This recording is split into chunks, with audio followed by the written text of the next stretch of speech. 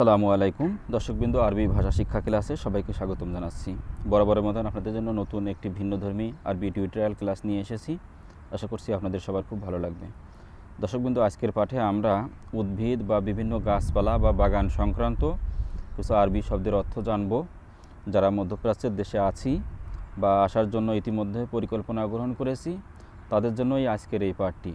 অনেকেই মধ্যপ্রাচ্যের দেশে আমরা দেখেছি বিভিন্ন বাগান বা অন্যান্য প্রতিষ্ঠানে কাজ করে থাকেন, তাদের জন্য খুবই উপকারী হবে। চলুন কথা না বলে মূল পর্বে যাই। আমরা সর্বপ্রথম জেনে নেব আরবি শব্দ নাবাদ, যার বাংলা অর্থ উদ্ভিদ বা আমরা ইংলিশে তাকে প্লান্ট বলে থাকি। নাবাদ আরবি শব্দ। এরপর জানবো ইলমুল নাবাদ আরবি শব্দ, যার বাংলা অর্থ উদ্ভিদবিদ্যা, আমরা ইংলিশে তাকে বোটানি বলে থাকি। এরপর আমরা জেনে নেব আরবি শব্দ তাতঈম, যার বাংলা অর্থ কলম এবং ইংলিশে তাকে গ্রাফটিং বলা হয়ে থাকে। তো গ্রাফটিং বা কলমকে আরবিতে তাতঈম বলে। বুরউম বাংলা শব্দ কলি বা কুড়ি, তো কলি বা কুড়িকে আরবিতে বুরউম বলা হয়ে থাকে। এরপর জানবো আরবি শব্দ শাউকা, যার বাংলা অর্থ কাঁটা, অর্থাৎ গাছের যে ফুলের যে বিভিন্ন কাঁটা থাকে সেই কাঁটাকে বোঝানো হয়েছে, তাকে শাউকা বলে। আরবি খাসাব বা কাসাব, যার বাংলা অর্থ কাঠ, ইংলিশে আমরা যাকে উড বলে থাকি। তো কাঠকে আরবিতে খাসাব বা কাসাব বলা হয়ে থাকে। আরবি শব্দ শাক, বাংলায় কাণ্ড, ইংলিশে আমরা যাকে স্টেম বলে থাকি। তো স্টেম বা কাণ্ডকে আরবিতে শাক বলা হয়ে থাকে। এরপর জেনে নেব আরবি শব্দ কাশ, যার বাংলা অর্থ খড়, ইংলিশে আমরা যাকে স্ট্র বলে থাকি। তো স্ট্র বা খড়কে আরবিতে খাস বলা হয়ে থাকে। দ্বিদল আরবি শব্দ, যার বাংলা অর্থ গুড়ি, অর্থাৎ গাছের গুড়িকে বোঝানো হয়েছে, ইংলিশে আমরা যাকে স্টক বলি। তো গুড়িকে আরবিতে জিদল বলে। গুদাইরা আরবি শব্দ, যার বাংলা অর্থ গুল্ম, অর্থাৎ গাছ বা ছোট যে গাছকে বোঝানো হয়েছে তাকে আরবিতে গুদাইরা বলে। এরপর জানবো আরবি শব্দ ওয়ার্ড, বাংলা অর্থ গোলাপ, ইংলিশে আমরা যাকে রোজ বলে থাকি। তো রোজ বা গোলাপকে আরবিতে ওয়ার্ড বলা হয়ে থাকে। আরবি শব্দ উস বা কালা, যার বাংলা অর্থ ঘাস বা ইংলিশে আমরা গ্রাস বলে থাকি। তো ঘাসকে আরবিতে উস বা কালা বলে থাকে। কুদাইরা আরবি শব্দ, যার বাংলা অর্থ চারা বা প্লান্টস, আমরা ইংলিশে বলে থাকি। তো চারাকে আরবিতে গুদাইরা বলা হয়ে থাকে।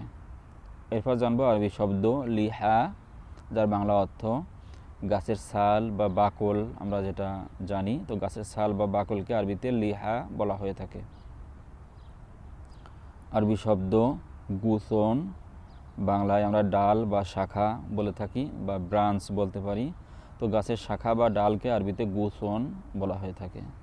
এরপর জানবো আরবি শব্দ উস, যার বাংলা অর্থ তৃণ, অর্থাৎ তৃণলতা বা তৃণ যে সমস্ত গাছ আছে তাকে আরবিতে উস বলা হয়ে থাকে। এরপর জানবো আরবি শব্দ কাসব, বাংলা অর্থ নল, অর্থাৎ নল যে গাছে বাগানে আমরা আমাদের দেশে হয়ে থাকে সেই ধরনের উদ্ভিদকে আরবিতে কাসব বলা হয়ে থাকে।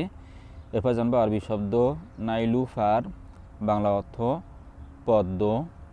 তো পদ্ম ফুলকে বোঝানো হয়েছে, তো পদ্ম ফুলকে আরবিতে নাইলুফার বলা হয়ে থাকে। আরবি শব্দ লাক্কা বা তল, বাংলায় পরাগ বলে থাকি, অর্থাৎ ফুলের পরাগকে বোঝানো হয়েছে, যে কোনো ফুলের পরাগকে আরবিতে লাক্কা বা তল বলে। আরবি শব্দ গুবারাতুত তল, বাংলা অর্থ পরাগরেণু। তো পরাগরেণুকে আরবিতে গুবারাতুত তল বলা হয়ে থাকে। এরপর জানবো আরবি শব্দ ওয়ার্ক, বাংলা অর্থ পাতা, ইংলিশে আমরা তাকে লিফ বলে থাকি। তো লিফ বা পাতাকে আরবিতে ওয়ার্ক বলা হয়ে থাকে। এরপর আমরা জেনে নিব আরবি শব্দ বাতালা, বাংলা অর্থ পাপড়ি, এখানে ফুলের পাপড়িকে বোঝানো হয়েছে। তো যে কোনো ধরনের ফুলের পাপড়িকে আরবিতে বাতালা বলা হয়ে থাকে। দর্শক, এরপর আমরা জেনে নেব আরবি শব্দ ফার, যার বাংলা অর্থ প্রশাখা, অর্থাৎ গাছের যে শাখা প্রশাখা, এখানে আরবিতে ফার বলা হয়ে থাকে। এরপর জানবো আরবি শব্দ সামার বা ফাকিহা, যার বাংলা অর্থ ফল, ইংলিশে আমরা যাকে ফ্রুট বলে থাকি। তো ফ্রুট বা ফলকে আরবিতে সামার বা ফাকিহা বলা হয়ে থাকে। আরবি শব্দ গাল্লা, বাংলা অর্থ ফসল, ইংলিশে ক্রপস বলে থাকি আমরা। তো ফসলকে আরবিতে গাল্লা বলা হয়ে থাকে। আরবি শব্দ জাহর, বাংলা অর্থ ফুল, ইংলিশে আমরা ফ্লাওয়ার বলে থাকি। তো ফুলকে আরবিতে জাহর বলা হয়ে থাকে। খাইজুরান আরবি শব্দ, যার বাংলা অর্থ বাঁশ। তো বাঁশকে আরবিতে খাইজুরান বলা হয়ে থাকে, ইংলিশে আমরা যাকে ব্যাম্বো বলে থাকি। এরপর জানবো আরবি শব্দ হাদিকা, বাংলা অর্থ উদ্যান বা বাগান। তো উদ্যান বা বাগান বা গার্ডেনিং আমরা যাকে বলি তাকে আরবিতে হাদিকা বলে। এরপর জানবো আরবি শব্দ বিজোর, বাংলা অর্থ বীজ, ইংলিশে আমরা যাকে সিড বলে থাকি। তো সিডস বা বীজকে আরবিতে বিজোর বলা হয়ে থাকে। আরবি শব্দ খাইজুরান, বাংলা অর্থ বেত। তো বেতের সাথে আমরা অনেকেই পরিচিত, যেটা দিয়ে বিভিন্ন বাসায় সুন্দর সুন্দর কারুকার্য জিনিস তৈরি হয়, তাকে আরবিতে খাইজুরান বলে। সোয়াইকা আরবি শব্দ, যার বাংলা অর্থ বোঁটা, অর্থাৎ গাছের যে ফল ফুল যেগুলোর বোটা আমরা জানি তাকে বোঝানো হয়েছে।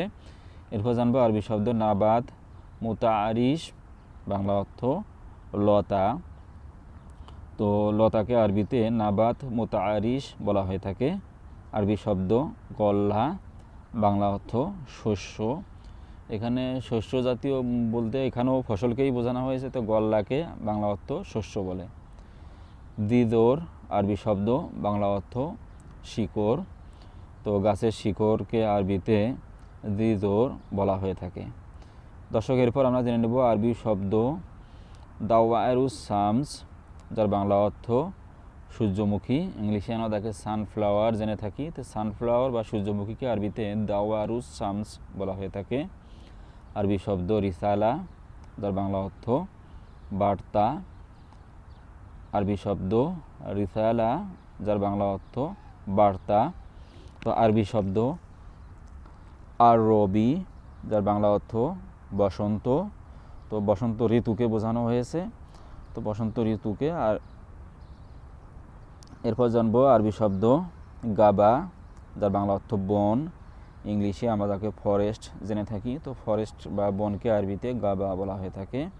আরবি শব্দ হাকল বা ময়দান, বাংলায় আমরা তাকে মাঠ জেনে থাকি। তো মাঠকে আরবিতে হাকল বা ময়দান বলা হয়ে থাকে। এরপর জানবো আরবি শব্দ তুরাব, বাংলা অর্থ মাটি, ইংলিশ তো সবাই জানি, মাটির ইংলিশ আর বললাম না। তো মাটিকে আরবিতে তুরাব বলে। তো দর্শকবৃন্দ, এই ছিল আজকের পর্বে। যদি ভিডিওটি ভালো লেগে থাকে অবশ্যই সাবস্ক্রাইব করে দিবেন এবং পাশে থাকা বেল আইকনটি প্রেস করে দিবেন এবং লাইক কমেন্টস শেয়ার করে জানিয়ে দেবেন ভিডিওটি আপনাদের কেমন লেগেছে এবং আপনারা কী ধরনের ভিডিও দেখতে চান সেটাও কমেন্ট সেকশনে জানিয়ে দিতে পারেন। আপনাদের সুন্দর সুন্দর মতামত আমাদেরকে আরও ভালো ভিডিও তৈরি করার অনুপ্রেরণা যোগাবে। ভালো থাকবেন, সুস্থ থাকবেন। ধন্যবাদ। আসসালামু আলাইকুম।